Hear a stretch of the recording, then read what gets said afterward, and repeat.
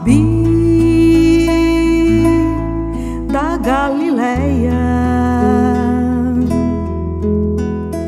na mansidão do teu olhar, eu canto, eu amo, me acalmo, eu vivo. Eu canto, eu amo, me acalmo, eu vivo.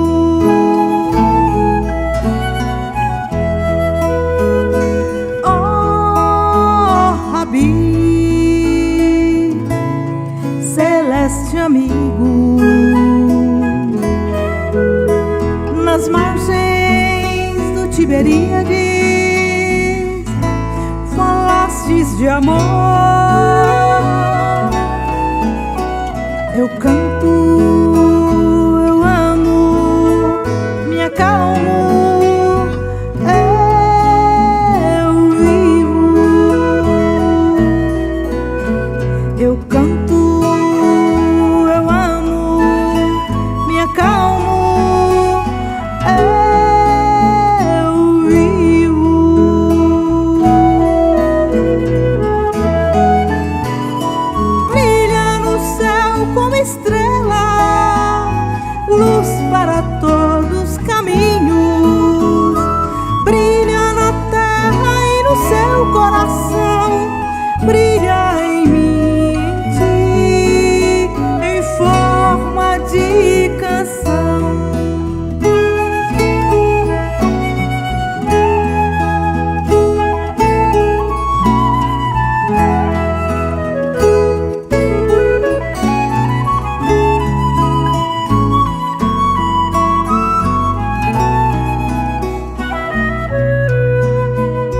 Oh, Rabi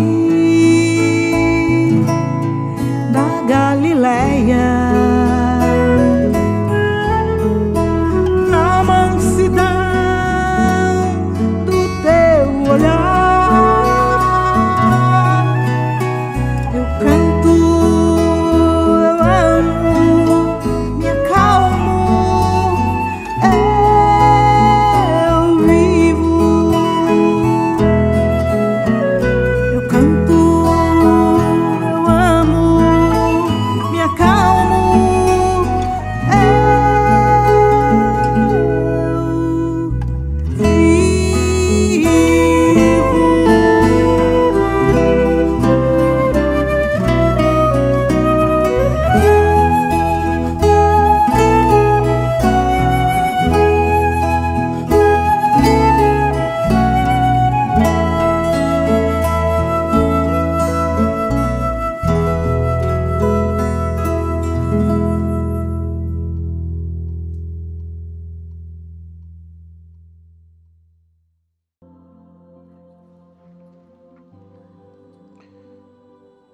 Amado Mestre Jesus, Deus nosso Pai e queridos companheiros espirituais, mentores dessa tarefa, nós agradecemos mais uma vez a oportunidade de estarmos aqui reunidos em Teu nome e que possamos contar com toda a assistência para mais uma reunião pública da Associação Espírita André Luiz. Agradecemos o carinho, o amparo e pedimos que a espiritualidade possa nos manter fortalecidos para os desafios do dia a dia e para continuarmos firmes na nossa missão de melhorar a nós mesmos. Pedimos por todos aqueles amigos que frequentam a casa, todos os trabalhadores, todos aqueles que passam por um momento de dificuldade e que precisam desse amparo espiritual. Pedimos ainda por aqueles que perderam os seus entes queridos e pelos companheiros que desencarnaram e que precisam também dessa conexão espiritual com Deus, com o Mestre. Assim pedimos a permissão para encerrar essa prece, mas para iniciar os nossos trabalhos, que sejam muito bem-vindos a todos nós, aos nossos lares. Muito obrigado, Senhor, que assim seja.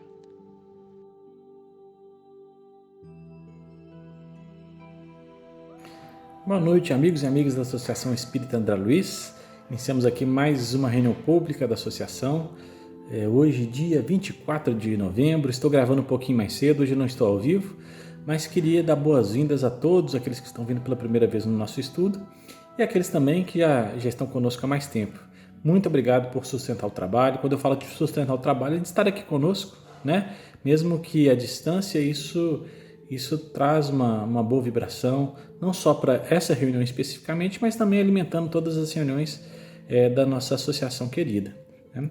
Lembrando que nós temos, além deste nosso encontro, nós temos também nossos encontros presenciais na associação, todas aos domingos e segundas-feiras, das 19 às 20 horas. Né? Então, quem quiser participar, vai ser um prazer. Temos também a tarefa da campanha do quilo, que acontece aos domingos, sempre a gente vai divulgando por aqui os dias de tarefa. E temos também a reunião sábado de manhã, que é a reunião das famílias assistidas da casa. Então, quem quiser participar também, seja como trabalhador ou como frequentador, fique à vontade também para estar conosco. É no sábado de manhã, é bom lembrar, né? Assim como a campanha do quilo é no domingo de manhã, tá bom? Dados os recados, eu convido vocês para mais uma noite de estudos. Primeiro momento nós teremos Vanessa com o estudo do livro Palavras de Vida Eterna e no segundo momento nós teremos a amiga Marlene dando continuidade ao estudo do Livro dos Espíritos, tá ok? Grande abraço e bons estudos para todos nós. Olá, boa noite. Sejam todos muito bem-vindos à nossa casa, aos nossos estudos. Hoje nós vamos ler o capítulo 75 do livro Palavras de Vida Eterna. Esse capítulo se chama Libertemos. Vamos então iniciar a leitura. Disse-lhes Jesus: desatai-o e deixai-o ir. João capítulo 11, versículo 44. É importante pensar que Jesus não apenas arrancou Lázaro à sombra do túmulo, trazendo-o de volta à vida. Pede para que seja restituído à liberdade. Desatai-o e deixai-o ir, diz o Senhor. O companheiro redivivo deveria estar desalgemado para atender às próprias experiências.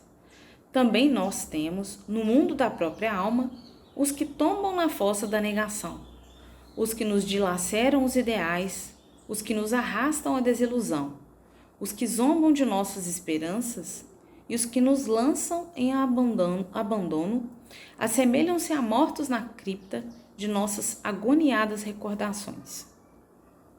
Lembrá-los é como reavivar velhas úlceras. Entretanto, para que nos desvencilhemos de semelhantes angústias, é imperioso retirá-los do coração e devolvê-los ao sol da existência. Não basta, porém, esse gesto de libertação para nós. É imprescindível haja de nossa parte auxílio a eles, para que se desagrilhoem. Nem condená-los, nem azedar-lhes os sentimentos, mas sim exonerá-los de todo compromisso, ajustando-os a si próprios. Aqueles que libertamos de qualquer obrigação para conosco, entregando-os à bondade de Deus, mais cedo regressam à luz da compreensão. Se alguém assim caiu na morte do mal, diante de ti, ajuda-o a refazer-se para o bem. Entretanto, além disso, é preciso desatá-lo de qualquer constrangimento e deixá-lo ir. Então, esse é o capítulo 75, que Emmanuel nos traz aí reflexões, né? E no qual nós vamos agora falar um pouquinho aqui de cada parte, né? Vamos iniciar com essa fala aqui de Emmanuel sobre Lázaro, né?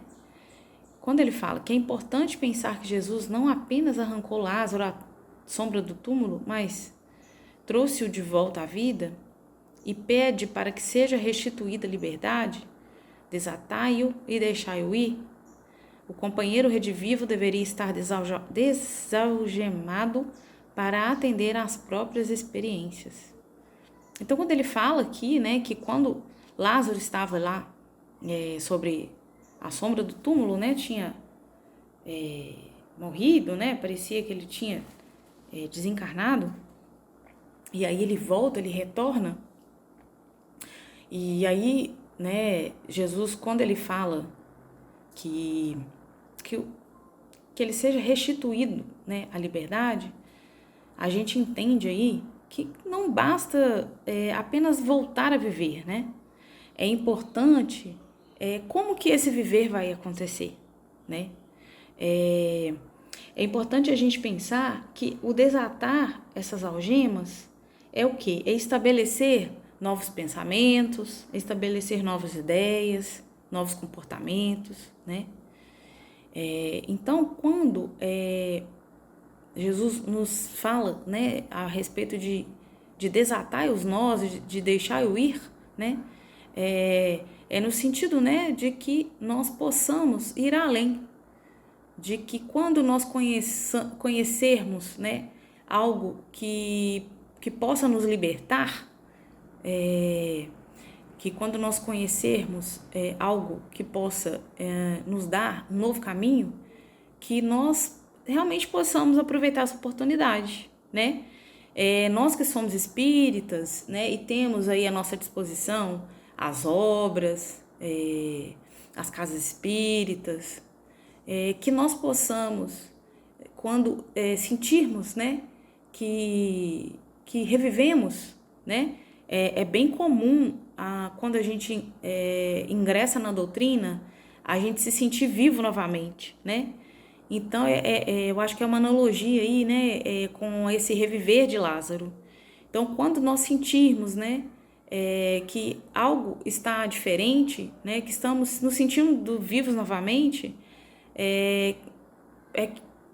que é justamente o momento da gente aproveitar essa oportunidade, né, e deixarmos, né, todas as nossas amarras ficarem para trás, né, e aproveitarmos para que esse caminho seja um caminho diferente, né? E aí quando Jesus fala mais para frente, aliás, Emmanuel fala mais para frente a respeito os que nos dilaceram os ideais, os que nos arrastam desilusão, a respeito do que os outros fazem, né? Os que zombam de nossas esperanças, os que nos lançam em abandono, né?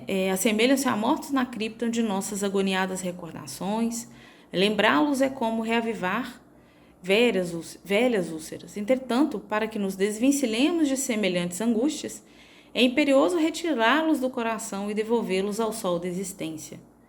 Não basta, porém, esse gesto de libertação para nós. É prescindível, haja de nossa parte auxílio a eles para que se desagrilhoem. Então, além da gente perdoar aquele, né, que de alguma forma nos fez mal ao longo da nossa existência, né, ao longo da nossa reencarnação, pode ser que a gente sinta algum sentimento negativo, né, em relação a qualquer pessoa que possa ter nos feito algo. Além de ser muito importante que a gente perdoe, né, é também muito importante que a gente se desvencilhe desse sentimento. É importante que a gente, de repente, possa auxiliar a essa pessoa, né? Além da gente perdoar, se a gente tiver a oportunidade também de auxiliar, né? Porque quando a gente já entende algo, né? Quando a gente já vai um pouco além dentro de um processo, o que Jesus quer de nós? Ele quer exatamente que a gente vá levando isso para a nossa vida e que a gente vai levando isso para as pessoas que a gente vai se encontrando ao longo do nosso caminho.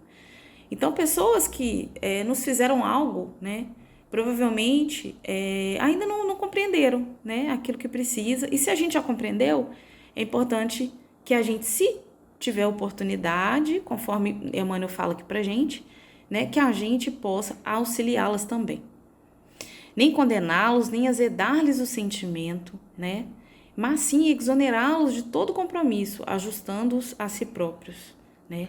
Então, a gente não pode manter uma carga sobre alguém, né, depois que a gente compreende a questão, depois que a gente compreende né, que nós estamos em processo de evolução, as pessoas, né, cometem os erros, mesmo. A gente não pode continuar fazendo esse julgamento, né?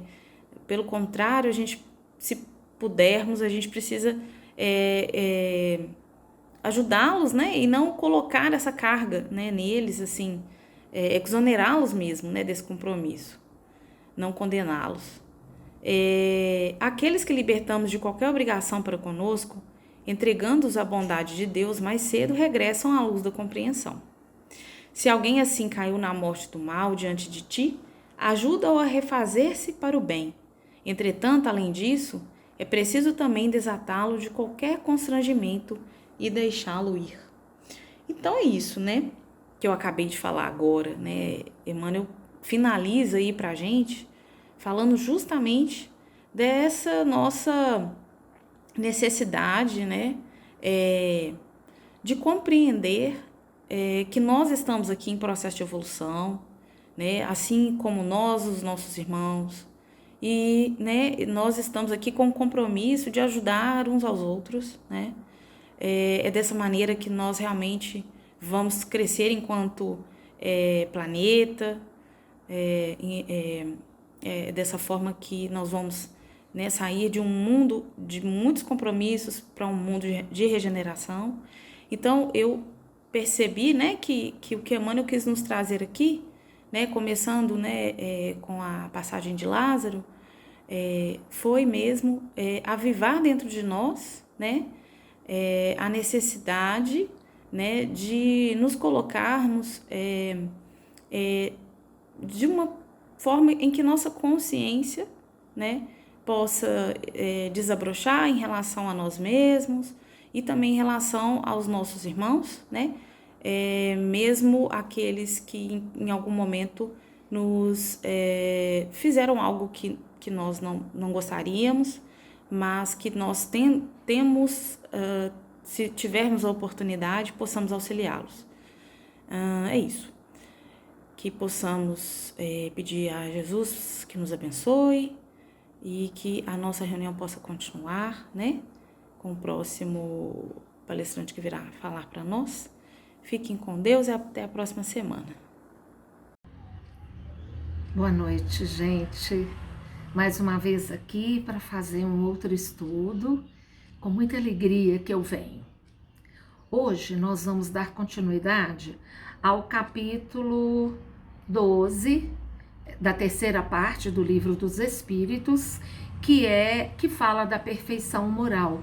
É a última lei divina ou natural que nós estamos estudando. Nós já estudamos as 12 leis divinas. E essa da perfeição moral é a última. E o item de hoje nós já falamos sobre vícios, sobre egoísmo, sobre paixões nesse capítulo. E agora vamos falar dos caracteres do homem de bem. E existem 8 itens aqui na questão 918, quem quiser acompanhar, mas este capítulo ele está mais detalhado no capítulo 17 do Evangelho segundo o Espiritismo, no item 3, no capítulo 17, que fala sede perfeitos no Evangelho, tem lá também o título O Homem de Bem. Aqui no Evangelho segundo o Espiritismo é caracteres do homem de bem. Só que no Evangelho existem 20 itens e aqui só existem 8, repetindo aqueles que estão lá no Evangelho, mas lá no Evangelho existem outros, é mais explicado ainda. Mas como o nosso tempo é curto, nós vamos nos ater a essas 8 propostas que estão aqui, que se a gente já puser em prática, não são todas, mas assim, com certeza já estaremos no caminho de uma melhora da nossa reforma íntima, que é sempre a proposta do Evangelho segundo o Espiritismo, né? A proposta do Evangelho é que aprendamos as leis de Jesus e que façamos a nossa reforma íntima para de verdade sermos discípulos dele. Então, a pergunta é a seguinte, na questão 918. Por que indícios se pode reconhecer em um homem o progresso real que lhe elevará o espírito na hierarquia espírita, que vai mostrar que ele está realmente evoluído e que ele pode galgar um patamar acima? E a resposta é a seguinte: o espírito prova a sua elevação quando todos os atos da sua vida corporal representam a prática da lei de Deus, e quando antecipadamente compreende a vida espiritual. É aquilo que eu disse. Quando a nossa vida aqui, enquanto encarnados, representam a prática da lei de Deus. É aquilo que eu disse. Não é só estudar e ter as leis aqui. É preciso que a gente as coloque em prática. Senão fica o discurso um e a ação outra, né? Vai ficar naquela faço o que eu falo e não faço o que eu faço. Não é por aí. É fala e faça, né? É preciso isso. E ele ainda diz, quando antecipadamente compreende a vida espiritual, porque a doutrina espírita nos dá essa compreensão de entendermos a lei, a vida espiritual, não é mesmo? Então, a primeira questão, a primeira proposta é a seguinte, vamos falando, a gente vai lendo e vai comentando, acima de tudo, perguntando para a gente mesmo se nós estamos fazendo isso, se já conseguimos fazer isso. E se não conseguimos, vamos tentar fazer, porque é esse o caminho. Então, olha só, verdadeiramente, homem de bem é o que pratica a lei de justiça, de amor e caridade, na sua maior pureza. Estamos realmente sendo justos, sendo caridosos, sendo amorosos? Se interrogar a própria consciência sobre os atos que praticou, perguntará se não transgrediu essa lei, se não fez o mal, se fez todo o bem que podia, porque a gente sabe que não basta não fazer o mal, é preciso fazer o bem, né? Se ninguém tem motivos para se queixar da gente, enfim, se fez aos outros o que desejara que lhe fizessem. São muitos questionamentos e a gente tem que pensar, será que eu estou fazendo isso em todo o tempo? Ou ainda dou aquelas escorregadelas, puxa, fiz bobagem. A gente faz, porque a gente ainda não é perfeito. Mas se a gente já tem essa preocupação de acertar, a gente está no caminho. E isso é muito bom. O simples fato de estarmos aqui, fazendo esse estudo, né? Vocês estudando aí junto comigo, aprendendo também, porque eu aprendo e vocês também, né? A gente, quando ensina, aprende mais do que quem está aprendendo mesmo, né? A gente aprende muito. Então, olhem só. Possuído do sentimento de caridade e de amor ao próximo, faz o bem pelo bem, sem contar com qualquer retribuição, e sacrifica seus interesses à justiça. Quando a gente faz o bem, a gente deve simplesmente fazer o bem e tchau, fui. Não esperem agradecimento. Às vezes a gente escuta assim, nossa, mas eu fiz das tripas do coração para aquela pessoa, eu fiz isso, eu fiz aquilo, e ela nem muito obrigado me deu. Não espere esse muito obrigado, não espere. Se vier, ótimo, porque a gente ensina a gratidão, a gente ensina a reconhecer o que os outros fazem para a gente. Né? Ser grato é uma coisa maravilhosa. Reconhecer o que o outro faz para a gente é maravilhoso. Mas nem todo mundo dá conta de reconhecer o que a gente fez. Agora, que isto não nos desanime de fazer. É preciso continuar fazendo, independente de troco, independente de até um muito obrigado, né? Você toma a defesa do fraco contra o forte? Você está vendo, às vezes, uma pessoa fraca sendo humilhada, sendo rechaçada por outros que se julgam fortes ou se julgam superiores. Meu Deus do céu, somos todos iguais perante Deus. Diante de Deus, não vai ter rico, não vai ter pobre, não vai ter católico, testemunha de Jeová, espírita, Assembleia de Deus, Não vai ter ninguém, não existe religião diante de Deus. Não existe preto, branco, bonito, feio, poderoso, não poderoso. Iguais. Igualmente iguais, tá bom assim? Diante de Deus. E é por isso que a gente não tem que cultivar orgulho, vaidade, achar que a gente é superior, que a gente é melhor. Não somos. Somos igualmente filhos de Deus, com a mesma, sujeitos ao mesmo amor, à mesma misericórdia divina. E precisamos dela, assim como precisamos, por exemplo, perdoar para ser perdoado.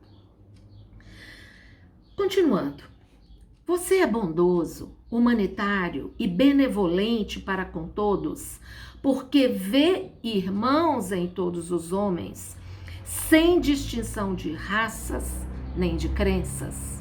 Olha que importante, sem distinção de raça, sem distinção de crenças, né? Nenhuma crença é melhor do que a outra, são apenas diferentes, mas todos que conduzam a lei de amor, de justiça e de caridade estão falando a mesma linguagem, talvez por caminhos diferentes, mas se estão pregando bem, gente, não faz diferença nenhuma, não faz diante de Deus, né? Tá pregando bem a justiça. Você respeita todas as convicções sinceras nos outros e não amaldiçoa aqueles que não pensam como você? Só porque não pensa como eu é ruim? Só porque não pensa como eu não vale, não tem valor? Claro que tem. A gente precisa da unidade na diversidade. Ou seja, cada um com seu ponto de vista complementa todo o trabalho da humanidade, assim como trabalhos em equipe. Todo mundo já ouviu falar, né? 2 cabeças pensam melhor do que uma, e 3, e 4, e 5 pensam melhor ainda. Porque um acrescenta uma coisa, o outro acrescenta outra. Outro dia eu estava assistindo a uma live de estudos com o Haroldo Dutra e outras pessoas da doutrina espírita, e cada um todos fazem um estudo, por exemplo, de uma mesma passagem, e um estuda o lado histórico, o outro estuda o lado geográfico, o lado espiritual, o lado material, o lado espiritual. E essa complementação de informações faz o grupo crescer. É muito aprendizado. Então, quando a gente respeita a diferença do outro, eu posso não concordar com o outro. Eu não sou obrigada a concordar com ele, mas eu sou obrigada a respeitar o outro. Ele pensa diferente de mim e tá tudo bem, porque a gente não é dono da verdade, né? Não somos donos da verdade. Nós temos a nossa verdade, o nosso entendimento, mas o outro tem direito a ter o dele e pode ser bem diferente do da gente, né? A gente vê nos conflitos de gerações, né? A cada geração que chega, existe o famoso conflito entre pais e filhos, né? Tão antigo e tão atual, né? Os filhos falando que os pais são quadrados, são desatualizados, não acompanham a modernidade. Claro que não dão conta de acompanhar, claro que não. Imagina se, por exemplo, pessoas da minha geração dão conta de acompanhar os jovens com toda a tecnologia, com todos os dedinhos nos telefones, nos computadores. Claro que não, né? A gente vai até certo ponto e depois precisa de ajuda, que é um aprendizado, porque a gente tem que dizer, não sei tudo, não posso tudo, eu preciso de ajuda para aprender, para caminhar.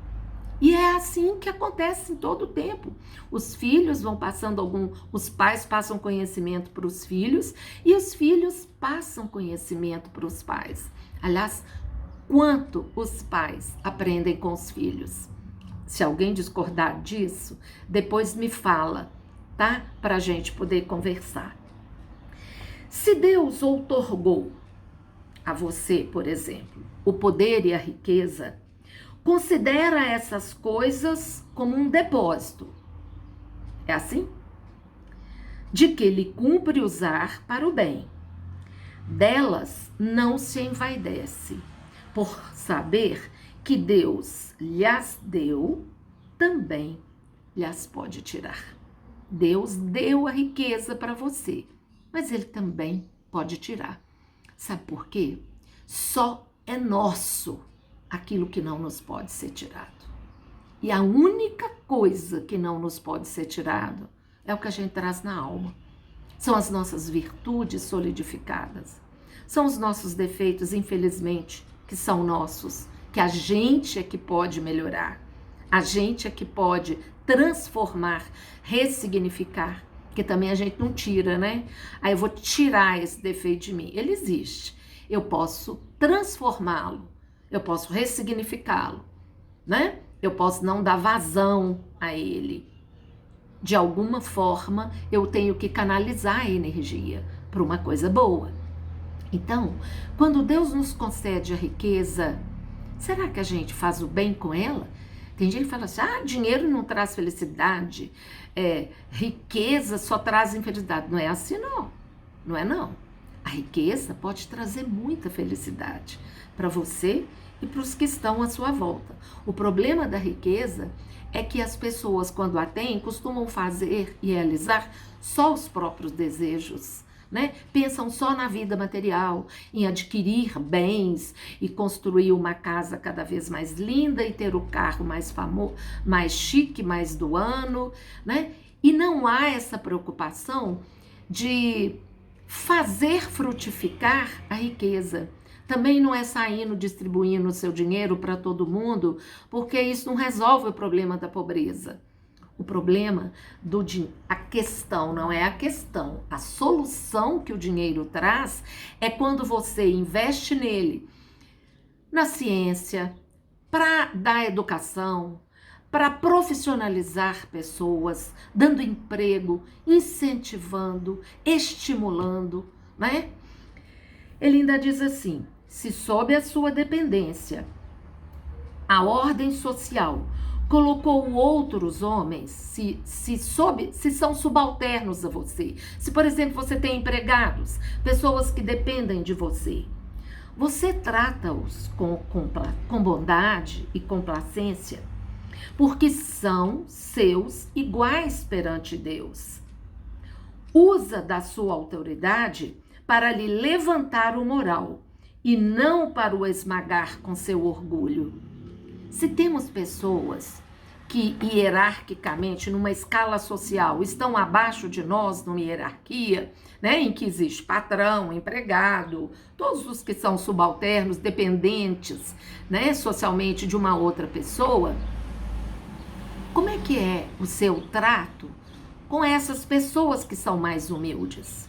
Você usa a sua fala, a sua postura para humilhar, para colocar a pessoa no seu exato lugar de dependência?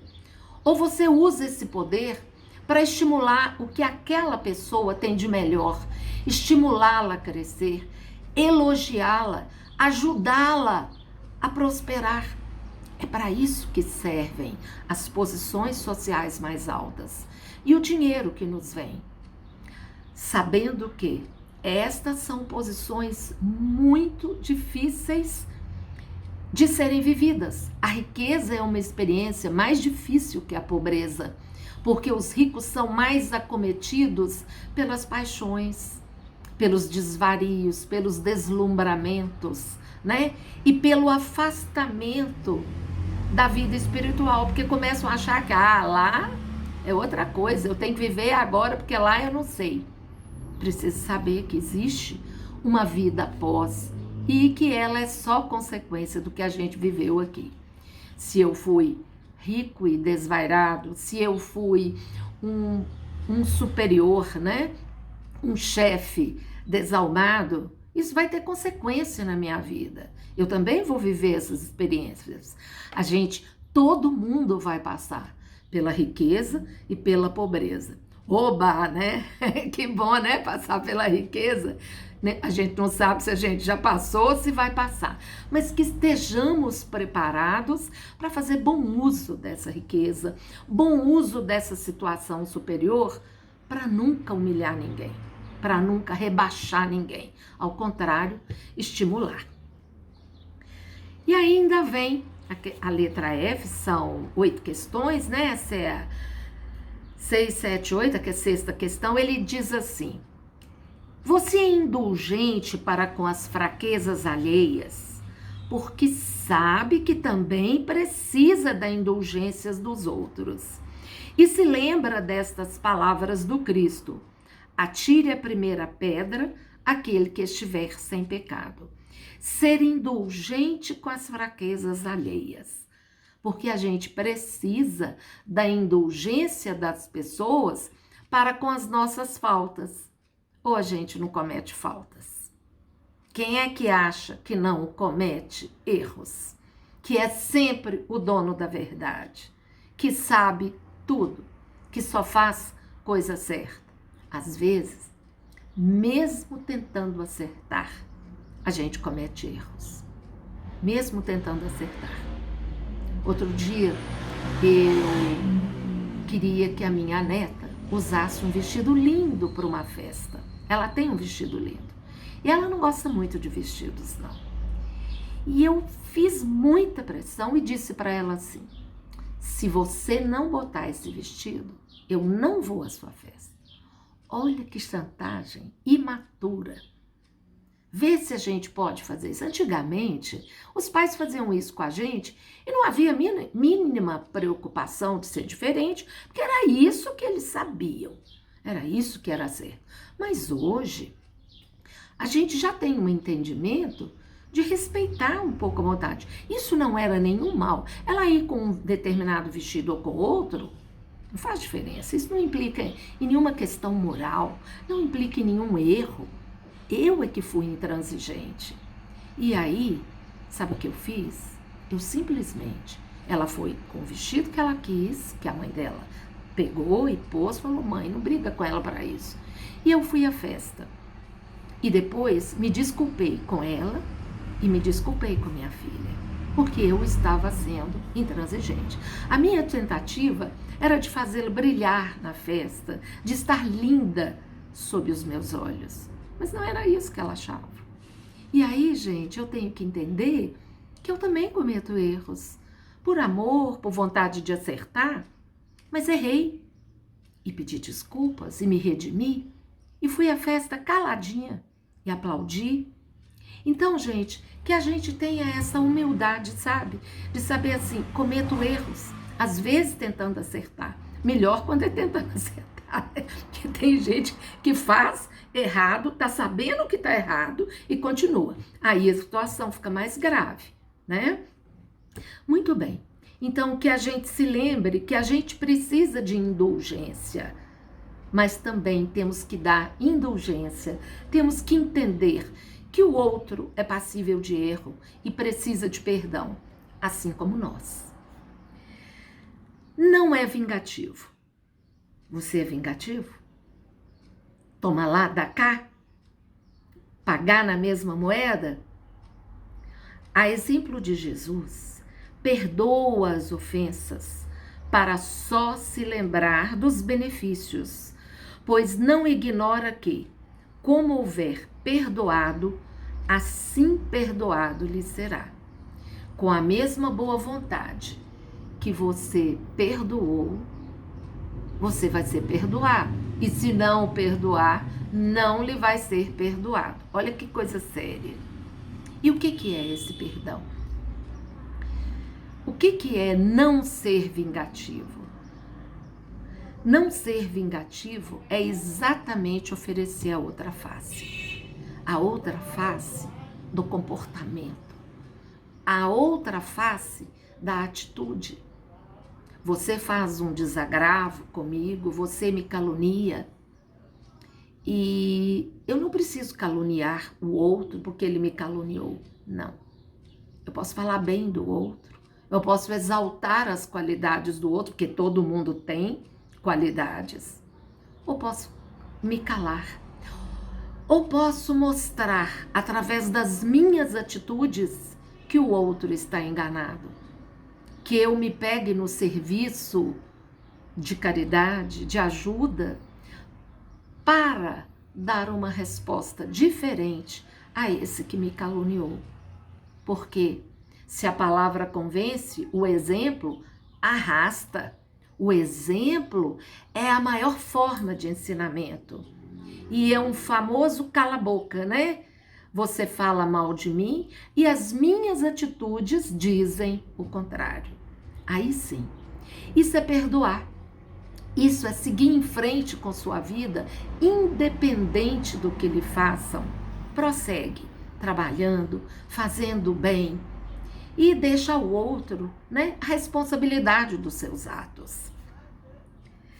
E aí, no último item, vem o seguinte: respeita, enfim, em seus semelhantes, todos os direitos que as leis da natureza lhe concedem, como quer que os mesmos direitos lhe sejam respeitados. Você respeita o outro, assim como quer ser respeitado. Lembrando, né, que o seu direito termina quando o do outro começa, não é? Não temos que invadir o outro. É como se você tem uma casa com uma cerca e você não vai invadir o território do outro, porque ali é do outro. Então imaginemos que existe em torno de nós uma cerca que nos limita. Nós somos livres, assim como Paulo dizia. Tudo lhe é possível, tudo lhe é permitido, mas nem tudo te convém, né? Nem tudo nos convém, porque o que convém é que eu respeite o outro assim como eu quero ser respeitado, que eu respeite a área, a esfera do outro. Então, é importante que sejamos atentos a essas características do bem. E eu sugiro para todos a leitura no Evangelho segundo o Espiritismo, o capítulo 17, Sede Perfeitos, o item 3, que fala do homem de bem. E ele termina, lá no Evangelho, este capítulo termina como se fosse o 20º item, que lá são 20 itens, aqui são só 8. Ele diz assim: o que acabamos de expor não é a enumeração completa de todas as qualidades que distinguem o homem de bem, mas todo aquele que se esforça para possuir as que aqui foram citadas está no caminho que conduz a todas as outras. Então, que a gente tenha essa preocupação de amar o próximo, de amar a nós mesmos e aprendermos o tempo todo os ensinamentos de Jesus. Cada dia uma coisa, cada dia uma nova nuance, uma nova percepção, que perseveremos no estudo para conhecermos aquilo que ele nos ensina e para pormos em prática tudo isso. Assim é o homem de bem. A questão seguinte do Livro dos Espíritos é a questão 919, que fala do conhecimento de si mesmo, que mostra para a gente, que nos ajuda a nos analisarmos, a nos conhecermos, para detectarmos aonde existe uma falha em nós. E para que, então, conhecedores dessa falha, que a gente tente melhorar. Tem uma fala de Santo Agostinho, no capítulo 919. Aliás, deixa eu contar um segredo para vocês. As questões que eu mais gosto do Evangelho segundo o Espiritismo são essa questão 918, que são as caracteres do homem de bem, e a questão 919, que é conhecimento de si mesmo, que tem um ensino maravilhoso sobre Santo Agostinho. Ele nos ensina muito e não percam a próxima live, porque o próximo expositor vai falar sobre ela. É isso aí, gente. Que busquemos as características do homem de bem, alinhando nossas atitudes e pensamentos com os ensinamentos de Jesus. Muito obrigada. Um grande beijo para vocês todos e até qualquer outro dia. Tchau, tchau.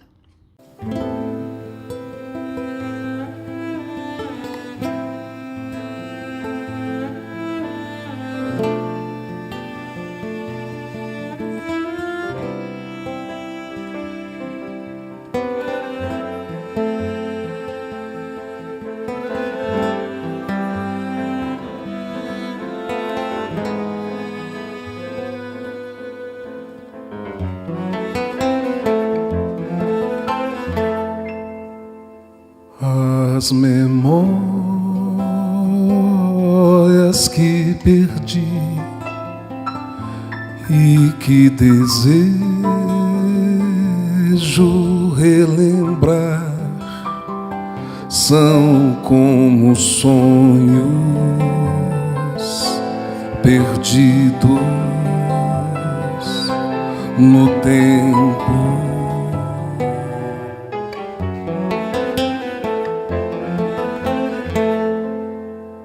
Que soam na lembrança como vidas não vividas, como estradas que guardam meus passos.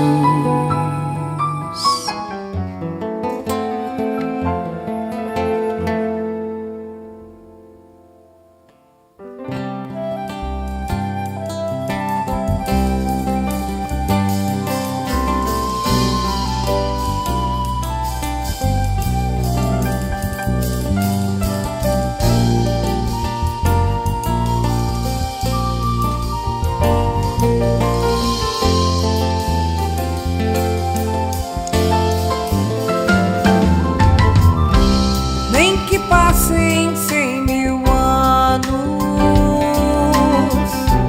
nem que pedras virem pó,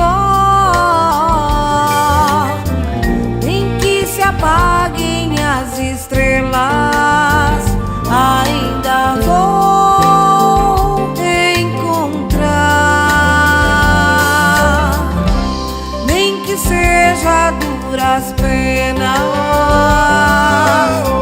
Vou conquistar a harmonia, e eu sei que algum dia ainda vou